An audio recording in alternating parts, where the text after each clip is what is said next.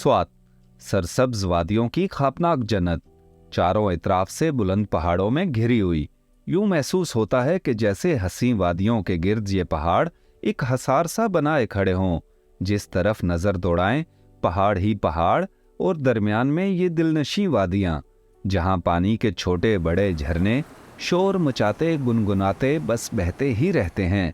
बुलंदी से गिरती आबशारों और मचलते बल खाते दरिया की रवानी का मुशाहिदा भी एक मुनफरिद तजुर्बा है।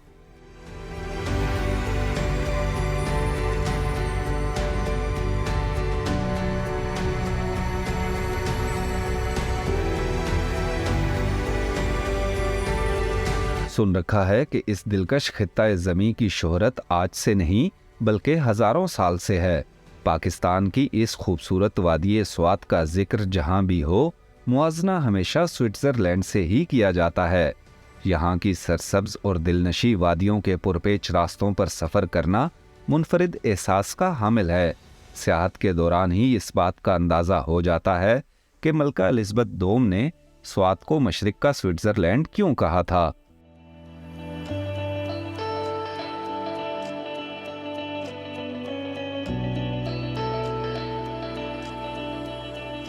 सैदू शरीफ से कुछ ही फासले पर मरगजार में वाली स्वात मियां गुल अब्दुल वदूद का बनाया हुआ शाहकार सफ़ेद महल है। सुना है वो मौसम गर्मा में यहाँ क़याम किया करते थे। कहते हैं कि मरगजार आज़ाद रियासत स्वात के दौर में सीजनल हेडक्वार्टर हुआ करता था और गर्मियों में यहीं से अमूर रियासत चलाए जाते थे। वाइट पैलेस के लिए जगह का इंतखाब देखकर वाली स्वात की पसंद की दाद देना पड़ती है, और दाद क्यों न दी जाए। भला गर्म मौसम में रियासती अमूर की देखभाल के लिए इससे बेहतर जगह कौन सी होगी। इस मुकाम और यहाँ के महल्ले वकू में इतनी खास कशिश है कि जो भी देखे तारीफ किए बिना रह न सके।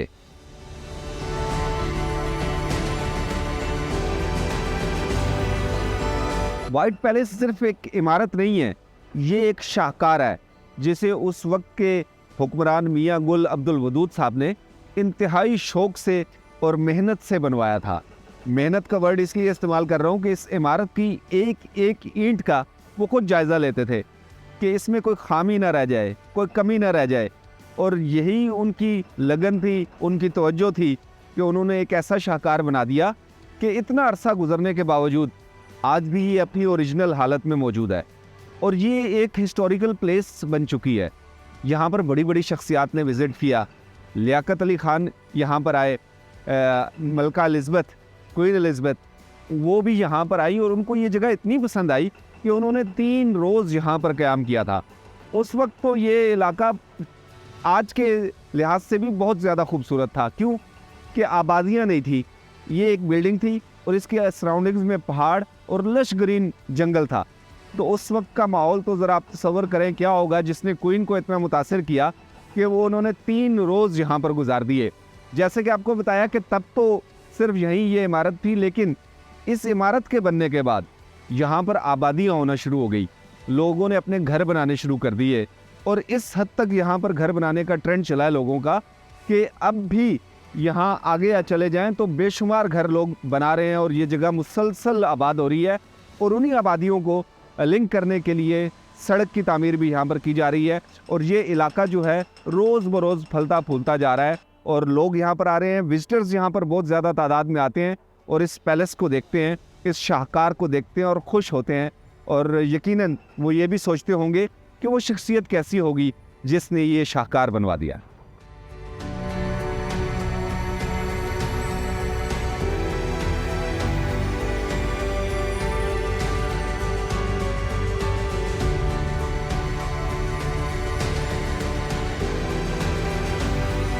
बताने वाले बताते हैं कि इस महल की तामीर के दौरान वाली स्वात मियां गुल अब्दुल वदूद की दिलचस्पी दीदनी थी। पैलेस के डिज़ाइन समेत तमाम तामीराती मराहिल की निगरानी वाली स्वात ने खुद की। इस इमारत में उनकी दिलचस्पी और लगन का अंदाज़ा इसी से लगा लें कि सफ़ेद महल की जीनत वही सफ़ेद संगे मरमर बना जिसने ताज महल को 4 चांद लगाकर मोहब्बत की दास्तानों में अमर कर रखा है। वाइट पैलेस इसलिए कहा जाता है कि ये जो मार्बल है उसको इंडिया से लेके आए, ताजमहल जयपुर से, यह सारा सिंगमरमर जो इस्तेमाल हुआ है। और ये इनका समर पैलेस था वाली सवाद का।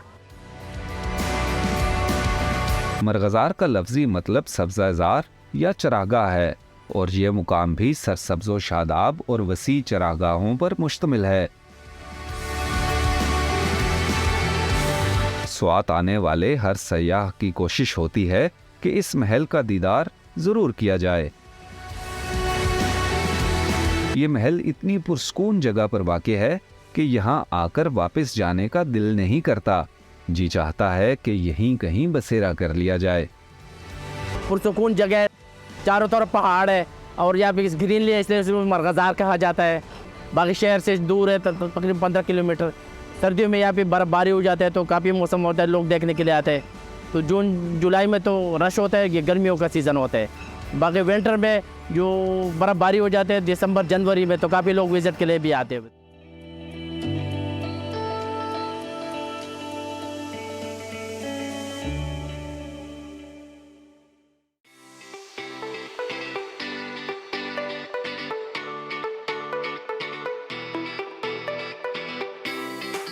मरगज़ार के वाइट पैलेस के बाद वैसे तो हम मटा में जारोगो आबशार जाने का इरादा रखते हैं, लेकिन रास्ते में कुछ ऐसे ख़ास मुकामात भी हैं जहां जाना ज़रूरी है। इन्हीं में से एक मुकाम इस्लामपुर नाम का एक कस्बा है। वजह शोहरत है हाथ से बनी हुई गर्म चादरें। यहाँ के कारीगरों के हाथों में न जाने कैसा जादू है कि जो एक बार इनकी बनाई हुई गर्म शाल्स को देख ले, हासिल किए बिना रह न सके। इस्लामपुर हैंडमेड शॉल का सदियों पुराना मरकज़। यहाँ के लोग नस्लों से हैंडमेड शॉल्स बनाने का काम कर रहे हैं और इतने शौक से ये लोग काम करते हैं कि जब प्रोडक्ट बन के सामने आती है मार्केट में तो दिल खुश हो जाता है। ऐसी फूल बूटे बनाए जाते हैं इन शॉलों पर कि दुनिया में पसंद किया जाता है इन शॉलों को। इस जगह पर आपको हर किस्म की शॉल मिलती है। आप अगर मर्दाना शॉल लेना चाहें तो आपको मर्दाना शॉल मिल जाएगी, अगर आप लेडीज़ शॉल लेना चाहते हैं तो वो आपको मिल जाएगी। डिज़ाइन इधर हर किस्म का है, लेकिन अगर आप चाहते हैं कि आप सबसे डिफरेंट स्टाइल पहने, सबसे डिफरेंट डिज़ाइन की शॉल आप पहने, तो फिर आप अपना डिज़ाइन लाकर भी यहाँ पर अपनी शॉल बनवा सकते हैं। यहाँ पर पावर लूम्स भी हैं जिन पर शॉल्स बनती हैं, लेकिन वो ज़ाहिर बात है हैंडमेड नहीं होती। पसंद लोग हैंडमेड शॉल करते हैं, तो हैंड लूम्स भी यहाँ पर बहुत ज़्यादा हैं। आज आपको इस्लामपुर की ये इंडस्ट्री दिखा रहे हैं।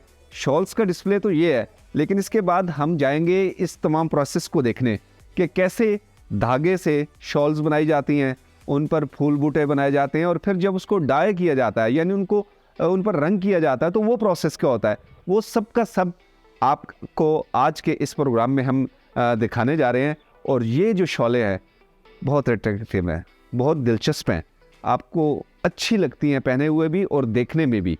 तो चलें देखते हैं कि इस्लामपुर में कैसी कैसी शॉल्स हैं।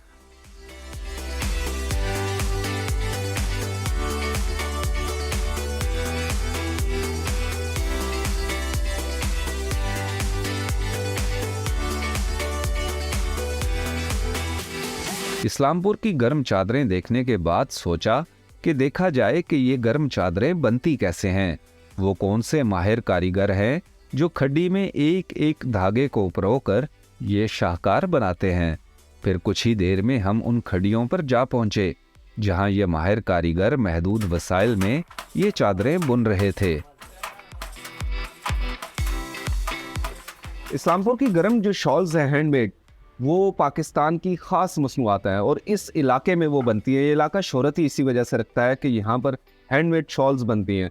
आपको सर्दियों का स्टफ़ अगर चाहिए, ख़वातीन का हो चाहे मर्दों का हो, तो वो शॉल्स यहाँ पर बनती हैं हैंडमेड और यहाँ से पूरे पाकिस्तान में इनको सप्लाई किया जाता है और मुल्क के जो मुख्तलिफ इलाके हैं वहाँ पर आपको ये शॉल्स मिल जाती हैं। इसका जो स्टफ़ है, जो इसका धागा है, वो लोकल भी बनता है, लेकिन वूल जो है वो इम्पोर्ट भी किया जाता है दूसरे मुल्कों से धागे की सूरत में, और इम्पोर्ट करने के बाद उसको यहाँ पर लाया जाता है। और ये जो कारीगर आप देख रहे हैं बड़े माहिर कारीगर हैं, इनके हाथों में बहुत सफाई है। ऐसी ऐसी ये शॉल बनाते हैं कि उनको देखकर दिल खुश हो जाता है और वो जब आप ओढ़ते हैं तो वो ओढ़ी हुई भी बहुत ज़्यादा अच्छी लगती है और अट्रैक्टिव होती है। इसी वजह से लोग इनको पसंद करते हैं। और सबसे बड़ी अट्रैक्शन तो यही है कि हैंडमेड है, और इनमें बड़ी मेहनत लगती है बनाने में। अमीन गुल साहब मेरे साथ यहाँ पर है, जो कॉटेज इंडस्ट्री का काम करते हैं और बड़े अरसे से इसी इंडस्ट्री के साथ ये मुंसलिक हैं। अमीन गुल साहब, किस किस किस्म की आप शॉल्स यहाँ पर बनाते हैं? भाई यहाँ पर तो बहुत सारी चीज़ें बनती हैं। जेंट्स शाले भी बनते हैं और लेडीज़ भी बनते हैं। फिर जेंट्स में भी बहुत सारी वैरायटी बनती हैं और लेडीज़ में भी बहुत सारी वैरायटी बन सकती है। इसमें हाथ वाला भी होता है, कुछ ऐसे होते हैं, प्लेन में भी बनती है, मुख्तलिफ चीज़ें। ज़्यादातर जो है ना मार्केट में जो चीज़ें ज़्यादा चलते हैं तो हम ज़्यादा रुझान उस पर देती है, वही चीज़ें हम ज़्यादा बनाती हैं। तो हैंडमेड शॉल, हैंडमेड कहना भी बहुत आसान है, हैंडमेड खरीदना भी बहुत आसान है। इसमें बनाते हुए कितनी मेहनत आपको लगती है? एक दिन में कितनी शॉल्स आप बना लेते हैं जो आपके कारीगर यहाँ पर बैठे हैं? इसमें कुछ चीज़ें ऐसे होते हैं कि वो दिन में काफ़ी चीज़ें बनती हैं। मिसाल 5, 6, 8, 10 शाले भी बन सकते हैं। कुछ शाले ऐसे होते हैं कि वो पूरा एक शाल पूरी दिन में बनता है, क्योंकि उस पर जो है ना वो काम ज़्यादा होता है, हाथ वाला डिज़ाइनिंग की वजह से आपको उस पर टाइम ज़्यादा लगता है। बिल्कुल बिल्कुल ऐसे है। और सादा जो सादी शाले होते हैं वो तो उसमें कोई हाथ वाला काम कम होता है, इस वजह से उसका जो है ना बुनाई ज़्यादा होता है। अच्छा, धागा तो यहाँ पर भी बनता है और उसका स्टफ भी यहीं से पैदा होता है और उसी से आप धागा भी बनाते हैं। इंपोर्ट करने की आपको ज़रूरत क्यों पेश आती है? असल में कुछ चीज़ें ऐसी होती हैं कि वो यहाँ पर बनती है ना। मिसाल लोकल जो मटेरियल है वो मतलब लेडीज शाल उसी नहीं बन सकती, क्योंकि वो उसका स्टफ जो है ना वो थोड़ा सा सख्त होता है और उसी ज़्यादातर हम जेंट्स शाले बनाते हैं। और जो इम्पोर्टेड चीज़ें हैं वो थोड़ी सी मुलायम होती है। ज़ाहिर बात है उनके पास टेक्नोलॉजी ऐसी है कि सफाई भी बहुत करते हैं और मतलब कोशिश करते हैं अच्छी सी अच्छी चीज़ बनाती है, तो इस वजह से इम्पोर्ट करते हैं। अच्छा, इस्लामपुर की शोहरत ही जो है हैंडमेड शॉल्स की वजह से है। हर बंदा यहाँ पर यही काम कर रहा है। यहाँ के लोग कोई दूसरा काम भी करते हैं या सिर्फ शॉल्स बनाते हैं? ज़्यादातर लोग यही काम करते हैं और इसमें से कुछ लोग ऐसे हैं कि वो मतलब सरकारी जॉब पे हैं और कुछ लोग ओवरसीज़ है। ज़्यादातर लोग जो है ना ऑलमोस्ट ये काम मतलब करते हैं लोग। हम कह सकते हैं कि 60-70% लोग यही काम करते हैं। इतना ही है जी, बड़े तकरीबन जो है वो यही हाँ काम बिल्कुल। ज़्यादातर ये बहुत पुराना काम है और इन मतलब ज़्यादातर लोगों को यही काम आता है। कुछ लोग ऐसे हैं कि वो सरकारी जॉब उनको मिला है तो उन्होंने छोड़ दिया। अच्छा, ये जो मैं देख रहा हूँ शॉल्स बन रही हैं, ये सब एक ही कलर में है, वाइट कलर में है, जिस सूरत में आपने धागा इंपोर्ट किया जी। लेकिन मार्केट में तो बड़ी कलरफुल शॉल्स जो हैं वो मिलती है। इनको आप बाद में डाई करते हैं? ये पहली शॉलें बनती हैं, इसके बाद प्रोसेस शुरू हो जाता है। इसको हम डाई करते हैं, डाइंग के बाद फिर इसका वॉशिंग हो जाता है, फिर प्रेसिंग हो जाता है, उसके बाद फिर जो है ना वो पीस तैयार हो जाता है। पहले ये रॉ वाइट आता है जी। तो ठीक है, ये लूम्स अब चल रही हैं, हम देखेंगे कि कैसे ये शॉल्स बन रही हैं। तो कारीगर हमारी वजह से रुके थे, आप कीजिए अपना काम, देखिए कैसे बनता है ये।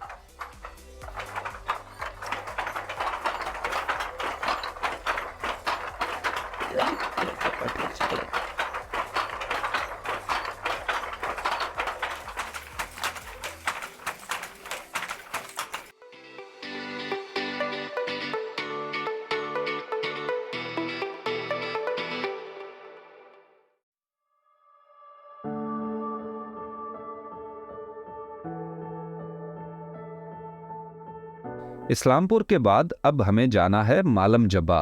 मालम जब्बा भी क्या ख्वाबनाक मुकाम है। एक ऐसा मुकाम जहां बादलों और पहाड़ी चोटियों के दरमियान अक्सर आंख मचोली चलती रहती है। इस कशमकश के दौरान अगर घने बादल पहाड़ी चोटियों पर गालिब आ जाएं और बारिश की बूंदें बरसना शुरू कर दें तो ऐसा समा बनता है कि गर्मियों में भी सर्द मौसम का गुमा गुजरता है।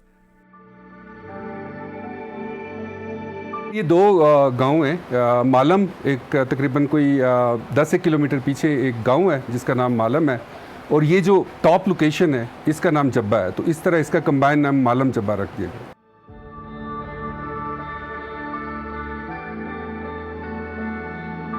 मालम जब्बा में हमारी मौजूदगी के दौरान भी मौसम का उतार चढ़ाव अरूज पर है। इस कशमकश में हमें बादल पहाड़ी चोटियों पर हावी दिखाई दिए। गहरे सुरमई बादलों की वजह से पूरी वादी पर अलग ही रंग छाया हुआ है। हल्की हल्की फुहार तो पड़ ही रही है, साथ साथ हल्की बर्फबारी भी शुरू हो गई है। मौसम गर्मा के दौरान सर्द मौसम और हल्की बर्फबारी यकीनन एक नाकाबिले फरामोश और दिलकश मंजर है।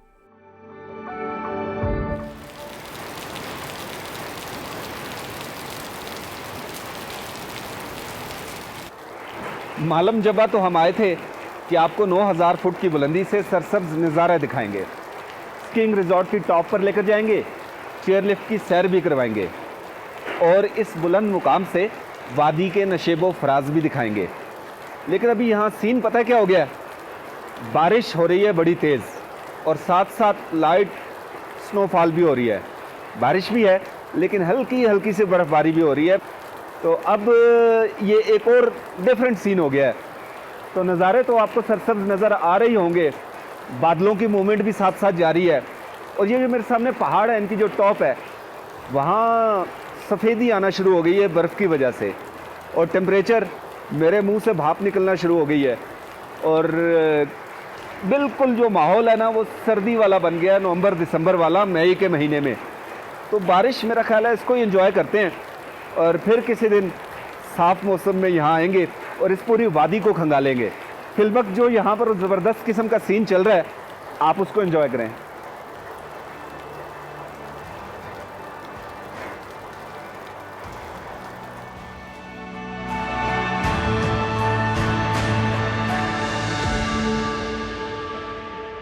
टूरिस्ट मेहमान हमारे आते हैं तो ज़रा प्रिपेयर होकर आया करें, उनके साथ मतलब गर्म कपड़े हों, इवन समर्स में भी, क्योंकि ये ठंडे इलाके हैं, समर में भी मतलब जैकेट्स वगैरह इस तरह कुछ अपने साथ ज़रूर लाया करें। मालम जब्बा एक ऐसा इंटरनेशनल मुकाम है जहां बर्फबारी के मौसम में स्कीइंग की जाती है और पाकिस्तान समेत दुनिया भर से स्कीइंग के खिलाड़ी अपनी महारत का मुजाहरा करते हैं। यहाँ पे इंटरनेशनल स्की टूर्नामेंट हर साल होता है ड्यूरिंग द विंटर सीज़न, और फिर उसके बाद आप ट्यूबिंग कर सकते हैं, आप स्नोबोर्डिंग कर सकते हैं, चेयर लिफ्ट है, हमारे पास जिप लाइन है। तो इस वजह से विंटर में बहुत ज़्यादा एक्टिविटीज़ होती हैं। और समर में चूँकि टेम्परेचर यहाँ का बड़ा आइडियल होता है, मतलब मैक्सिमम आपका 24 डिग्री से ज़्यादा जाता नहीं है। जब आपकी 50 डिग्री पंजाब में और सिंध में होता है तो यहाँ पे आपका 21-22 डिग्री होता है, और रात को इवन ये 12 या 14 डिग्री पे चला जाता है।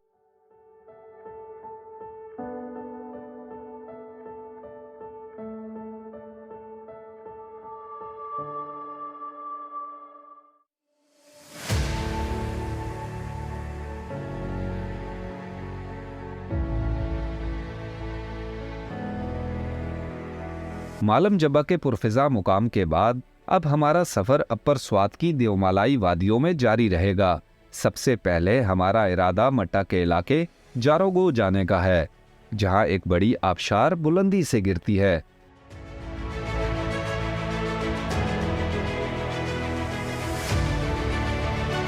जारोगो आबशार मट्टा के बुलंद पहाड़ी सिलसिले में वाक़े है। जारो पश्तो जुबान में झाड़ू को कहते हैं, जबकि गो का मतलब है जगह। कभी यहाँ उगने वाली खुदरो मगर तवीलुल कामत घास से झाड़ू बनाए जाते थे, इसी वजह से इस मुकाम का नाम जारोगो पड़ गया। जीप के सफ़र का हमारा इख्तिताम हो गया है और अब ट्रैकिंग शुरू हो गई है। ट्रैकिंग लोकल तो कहते हैं कि 20 से 30 मिनट की है, लेकिन वो अपने हिसाब से बताते हैं लोग। तो हमारे लिए मेरा अंदाज़ा है कि 40 से 50 मिनट की ये ट्रैकिंग होगी और हम जा रहे हैं जरगो आबशार। जरगो वाटरफॉल मट्टा में है और बड़ी मशहूर वाटरफॉल है। कहते हैं कि बड़ी लंबी वाटरफॉल है, ये बड़ी ऊंचाई से पानी गिरता है। कितनी ऊंचाई से गिरता है ये तो हम जाके देखते हैं, लेकिन पहले हमें ये सफ़र तय करना है जो कि यहाँ से अब आबशार तक पैदल है। और हमने पता कहाँ जाना है, वो सामने आपको बुलंद जो पहाड़ नज़र आ रहा है, उससे पहले जो दूसरा पहाड़ है उस पर काफ़ी ज़्यादा आपको जंगल नज़र आ रहा होगा। इधर कहीं है जरगो आबशार, उसको देखने के लिए हम जा रहे हैं। तो पैदल सफ़र अब करना पड़ेगा, लेकिन खूबसूरती देखनी हो तो फिर आपको पता है मुशक्क़त तो करनी पड़ती है, और हमने ठान ली है कि मुशक्क़त भी करेंगे और ख़ूबसूरती भी देखेंगे और जी भर के देखेंगे। तो चलें आगे को चलते हैं।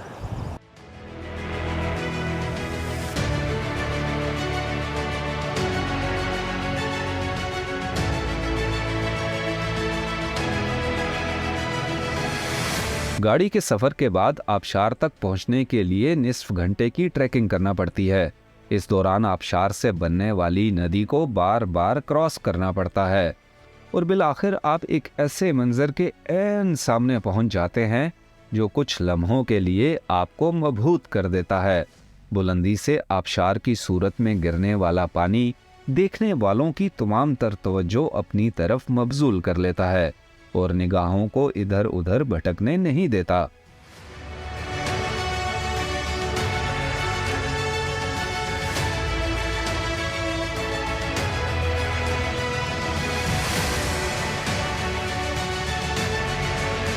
जारोगो वाटरफॉल ये स्वात की सबसे बुलंद वाटरफॉल है और इंतहाई खूबसूरत भी है।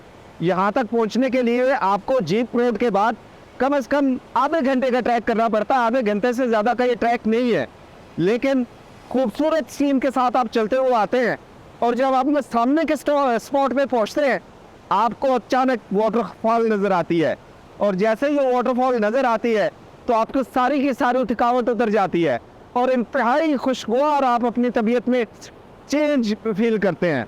इंतहाई खूबसूरत माहौल में है ये वाटरफॉल। उसका जो मोहल्ला वकू है वो बहुत खूबसूरत है, वो बुलंदी से वाटरफॉल गिर रही है और ये इसकी जो फैर है वो यहाँ तक हम फील कर रहे हैं और एहसास बहुत खूबसूरत है। इंतहाई शानदार ये जगह है। आप जब स्वात वैली के विजिट पर आते हैं तो मट्टा के रास्ते आप यहाँ पर आ सकते हैं। मैंगोरा से आपको तकरीबन 1 घंटे की गाड़ी में आना पड़ता है, 1 घंटे का। 4x4 गाड़ी तो अच्छी है, वो आपको बड़ी आसानी से यहाँ ले आती है और उसके बाद आधे घंटे में आप ट्रैकिंग करते हुए यहाँ पर पहुँच जाते हैं। और जब आप पहाड़ी इलाकों में आएँ तो आपको थोड़ी सी ट्रैकिंग तो करनी चाहिए ना, क्योंकि जब आप रोड से हटते हैं तो आपको हकीकी खूबसूरती नज़र आती है। रोड के साथ साथ भी बहुत खूबसूरती है, लेकिन जब आप पास्चर्स में जाते हैं तो पास्चर्स बहुत खूबसूरत है। ये सारे का सारा अतराफ में अगर आप देखें तो ये दयार का जंगल है। दयार जो कि महंगी तरीन लकड़ी है उसका ये जंगल है और बुलंद दरख्त हैं। बड़ा मज़ा आता है यहाँ पर। मौसम भी यहाँ पल पल बदलता है, कभी धूप निकल आती है, कभी हल्की हल्की बारिश होने लगती है, कभी बादल जो हैं वो पहाड़ों की बुलंदियों से अटकेलियाँ करते हैं और ये सारे का सारा मंजर बहुत अच्छा लगता है, क्योंकि इंसान नेचर पसंद है बुनियादी तौर पे और जब वो कुदरती नज़ारों में आता है तो तबीयत में बड़ी खुशगवार तब्दीली आती है और एहसास जो है वो बड़े डिफरेंट होते हैं। आप इनको एक्सप्लेन नहीं कर सकते इन वर्ड्स में, क्योंकि ये इतनी खूबसूरती है कि अल्फाज इसका अहाता नहीं कर सकते। तो मैं रिकमेंड करूँगा आपको कि स्वात के टूर में आप जब भी आते हैं तो आपको यहाँ ज़रूर आना चाहिए, क्योंकि अगर आप यहाँ पर नहीं आएंगे तो आप एक इंतहाई खूबसूरत स्पॉट जो है उसे मिस कर देंगे।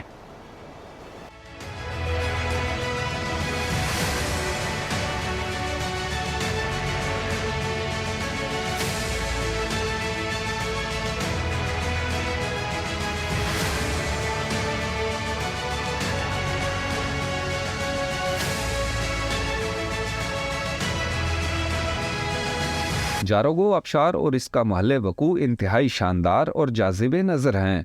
बुलंदी से गिरने वाली पानी की फुहार आबशार के अतराफ में दूर दूर तक पड़ती है।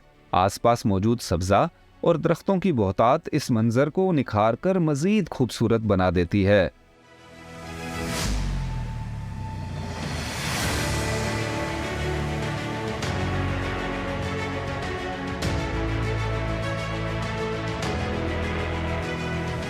जारोगो आबशार पर हमारी मुलाकात स्विट्जरलैंड से आए जोड़े मार्कस और कैरोलिन से हो गई।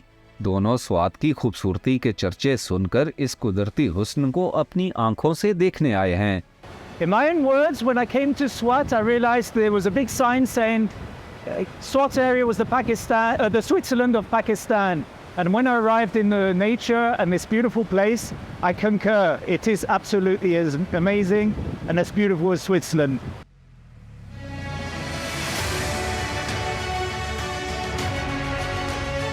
I was honored and privileged to come to Pakistan, and there's 2 things that I really appreciate about Pakistan is the honesty, the humbleness, and the welcoming of the Pakistan people. Do not listen to media. Pakistan is a safe place. The people are the kindest, the most welcoming, and the most humble people. They're there to welcome you with their beautiful smiles, so please come and visit this amazing country. अगरचे दोनों यहाँ आकर बहुत खुश हैं, लेकिन कुछ ऐसा भी है जिसने उनको परेशान कर दिया है। My first journey back is to use these bags to pick up as much garbage and litter that I can and go to the first dustbin and dispose of it. That's my first journey back. And I hope that anyone else who takes this journey up to this beautiful place follows my example. That would be the best advice and the nicest thing people could do to nature. कुदरती मुकामात पर फैलाई हुई आलूदगी को देखकर Swiss सयाहों की परेशानी दीदनी तो थी ही, लेकिन उन्हें देखकर हम भी कुछ शर्मिंदा से हो गए, क्योंकि वो 7 समुंदर पार से हमारे घर आकर हमारी फैलाई हुई आलूदगी साफ कर रहे थे और ऐसे मुकामात के मुस्तकबिल के बारे में खासे फिक्रमंद भी हैं। इन दोनों को देखकर हम सिर्फ ये सोच रहे थे कि हम कब सफाई की अहमियत को समझेंगे। मार्कस और कैरोलिन जैसे माहौल दोस्त इंसान यकीनन हमारे लिए एक मिसाल होने चाहिए और हमें भी उनकी तकलीद करते हुए अपने घर की तरह अपने मुल्क और खुसूसन ऐसे नाकाबिले फरामोश हुस्न के हामिल मुकामात को साफ सुथरा रखना चाहिए। उम्मीद है कि इस मामले में हम अपने मेहमानों का दिया हुआ सबक याद रखेंगे।